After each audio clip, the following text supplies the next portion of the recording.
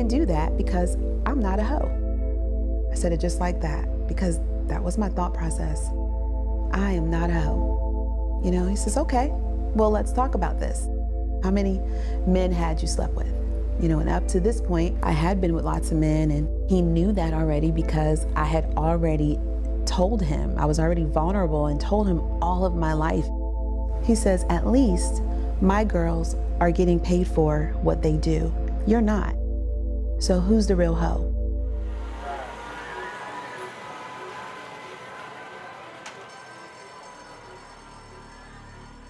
I was lured into sex trafficking when I was 18. And it started with just a couple of us friends wanting to go out to a senior trip. And we were going to an amusement park, and I didn't have a date. So I was set up with someone I didn't know. But it was okay because it was through one of my friends.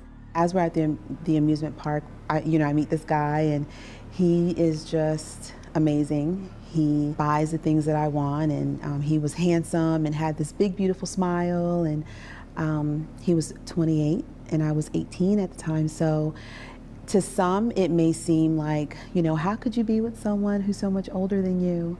But for me, I had already had a baby, and I was already independent. I had my own place as I was exiting high school and preparing for college.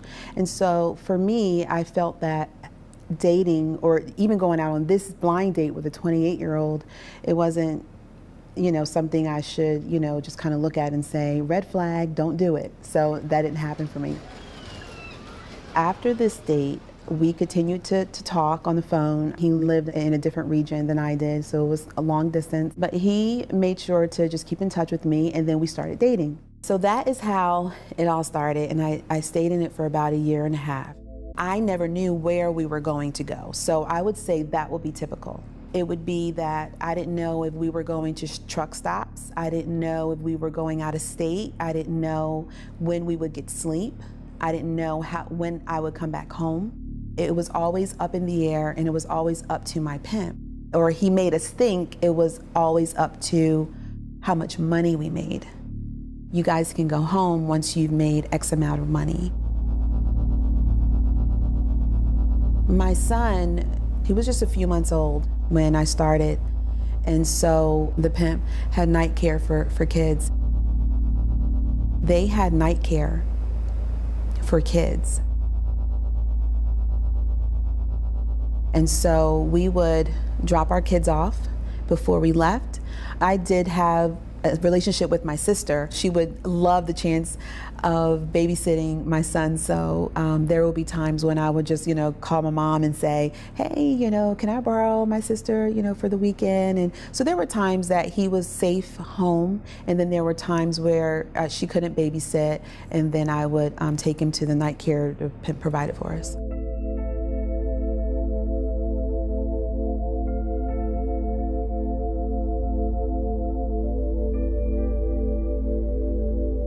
The more I'm getting deeper into this, the more controlling into my life, into the details of my life he's getting. Pimps are very intuitive, you know, and it's a money-making business for them. They are serious about their money. The pimp that I had, he's one would call a daddy. You know, he was our daddy, and that's what we called him. We called him daddy. He took care of his girls, and that was his way of taking care of us, taking care of our bills too, or whatever we needed. He wanted to know what we needed it for. Traffickers are always looking for ways to keep their family full, so that they're always making a certain amount of dollar every night, every week. They're making sure that income is coming in. It's important for parents to not only know where your kids are going, because you could hear your child say, Mom, I'm going to Samantha's house tonight. And Mom may say, oh yeah, I know who Samantha is. You know, my advice to parents would be, check on Samantha. Make sure you know who Samantha is and where your child is going, you know, because Samantha could be linked with someone else. And it's just not a could be, because these are real stories. These are things that has really happened, where we find these kids are being trafficked just on the weekends, and then they go back home Monday through Friday, going to school, but you'll notice some things, like maybe they're overtired all of a sudden, or their grades drop dramatically. I realized it wasn't love when I started to mess up a lot, and I wasn't receiving the affirmations that I was receiving from him prior. When we would make drop-offs, I would lose money, because we weren't allowed to carry around a purse because we could, have things in our purse. So I had to keep it on my person under my dress, and sometimes the money would fall out. So it would be things like that where I would mess up, and then that there would be some type of punishment. I always sat in the front seat because he and everyone else was playing this part that I was the queen. But I really wasn't the queen. We had a queen, which is a much older woman who, is there with us, teaching us and all of that. And she just took the back seat, and letting me sit up front all the time. So he would punish me, like one of my punishments would be you sit in the back. He would never hit me. Instead, he would beat on other girls in front of me.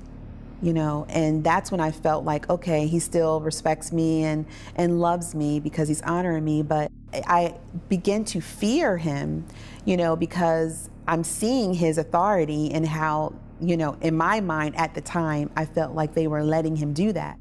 Because at this time, I really felt like I still had a type of, will, or I still had say-so. Because I still was sassy about I'm the queen. But the times where I saw this other side of him inside, I began to fear him, but I never wanted him to see that. And he would always say things like, if I didn't make up enough money, we wouldn't go get my son. Or he wouldn't take me back to school because he knew school was important to me. Well, eventually I dropped out of school. Right? So here he's just constantly finding ways to pull me apart.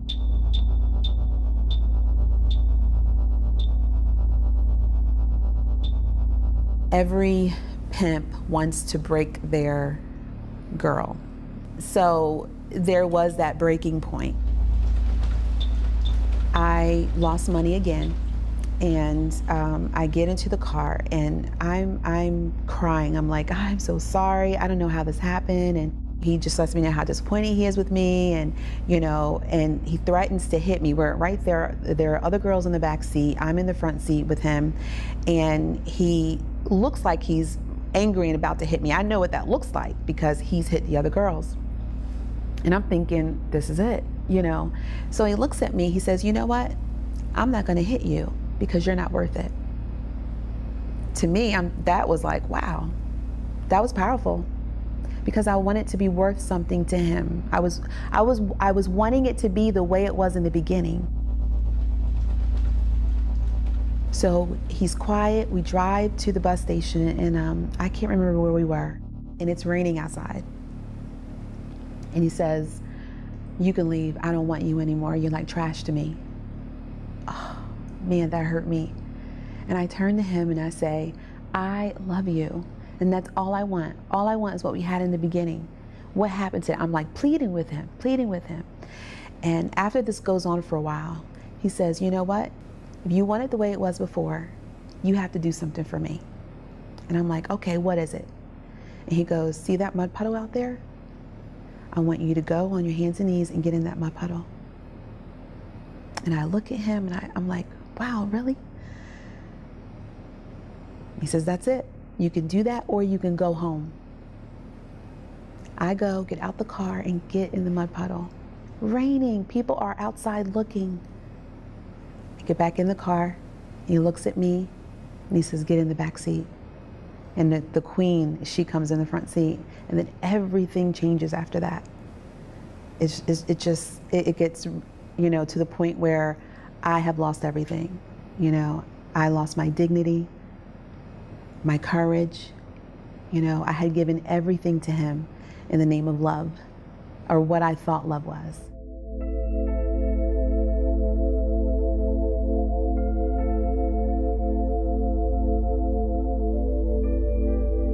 I began to have thoughts after that. It was then where, I saw him, I felt like I saw more of who he really is. So thoughts after that point started to come in, like, how can I get out? And it was after then where he started beating me. I started getting hit. And so it was then where, I started trying to gather my thoughts to see how can I make this happen. He knows where I live, I started to feel the threats and the danger. All of that became more real to me than before. So one particular night, our pimp, he made us make extra money, and it was already about 3 o'clock in the morning. None of us could go home until we made double. And so we're back out on the street, and we're using the system where, we're on the sidewalk and a person in front of us is calling out the license plate number and color of the car.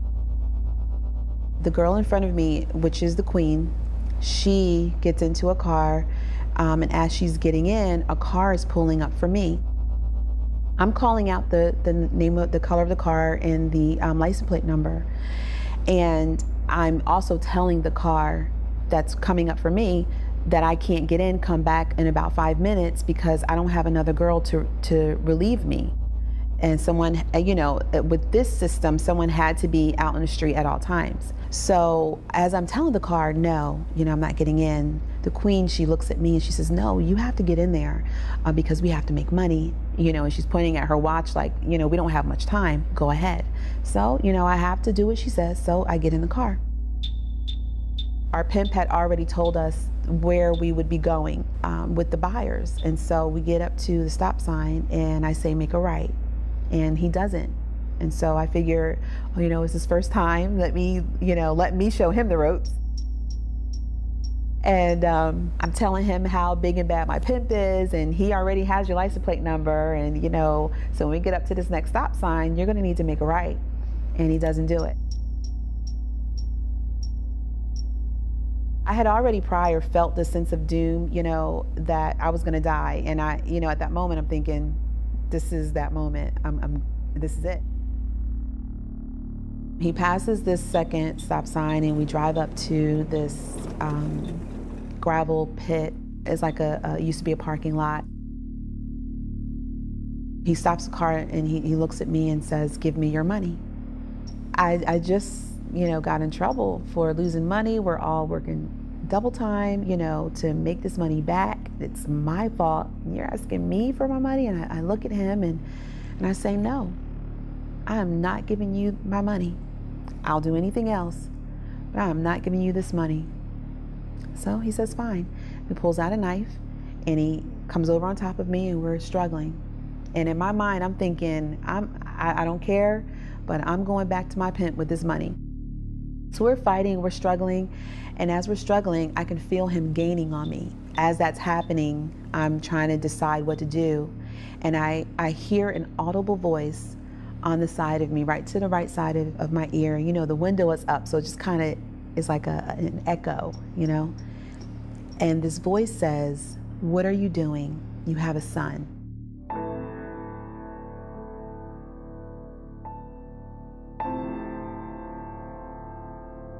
And when I heard that voice, it was like I had these blinders on my eyes and they had fallen. And like I suddenly knew who I was, and I knew my name, and I'm thinking of my son, and I'm thinking, if I die tonight, no one knows where my son is. Only my pimp. He's the only one who knows, and he would have him. And I mean, at that thought, I go, okay. You can have the money, you can have the money. And he gets off of me, I give him the money, and he throws me out the car, and he takes off. That's it. I never got cut, I never got hit, that was it. I don't know where I am, I just start walking towards the sidewalk, and I figure in my mind, at least I can start walking towards the city. So I start walking, and I just break down. I look up into the sky and I say, God, help me. Just like that. And then after I say that, a police officer, a car drives up, and I think, great, now I'm about to go to jail. How worse can this night get, you know? He's yelling out the car window, and he calls me, he's like, come here. You know, I'm like, okay. So I go over to him and he says, what are you doing out here? He said it like he knew me. Like, you know, I'm thinking in my mind, you don't know me. Why are you asking me like that? But it was just the way he said it with his authority as a police officer, and he's a man. You know, he said it in such a caring way, like a father and a daughter. And that's what I needed. I needed a father figure to question me and to say, what are you doing out here? What's going on, you know? And I break down like a little girl. I did. I broke down. And he says, listen, let me tell you, get in a car with me. And when I get off of work, I will go ahead and buy your ticket so you can go get your son and you can go home. But I want you to promise me that you don't come back out here.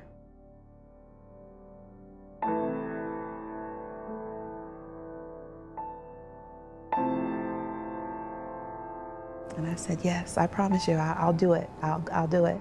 And I got in a car and he kept his word. He never messed with me. He actually let me sleep, put me in the back seat and covered me up and finished the shift. And I went to go get my son and I went home.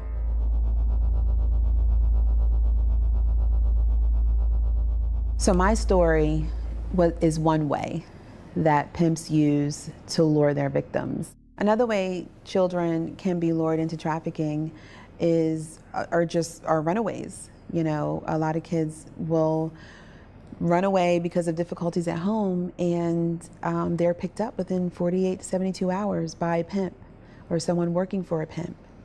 Another one is foster kids. Foster kids already feel a sense of rejection and possibly shame or not feeling accepted. And so, you know, this is a big one for traffickers because they can really pull on that vulnerability to exploit them. I have an organization called Identifiable Me. And so I get to do talks about many different topics. One of my favorite ones to bring awareness on is the issue of human trafficking. Human trafficking is, it's hard because, you know, it's people who are being preyed upon because of their vulnerabilities, because they never learn who they are, you know, and traffickers look at this vulnerability and they exploit it. You know, if you don't know who you are, you'll play that part, which is what happens when boys and girls are trafficked. They're taught how to play a part, you know, for the buyer, how to make that money. That buyer's thinking it's all about them. Where the person's being trafficked is thinking, I have to play this part so I can bring this money to my pimp. And so what Identifiable Me does, it encourages people to be themselves and have the freedom to be themselves, you know, in every way. And sometimes you mess up and sometimes, you know, it doesn't look well as you're going through the process, but it's sometimes just kind of going into your past and taking care of some of those issues of not feeling accepted or looking for affirmation on the outside instead of affirming who you are on the inside.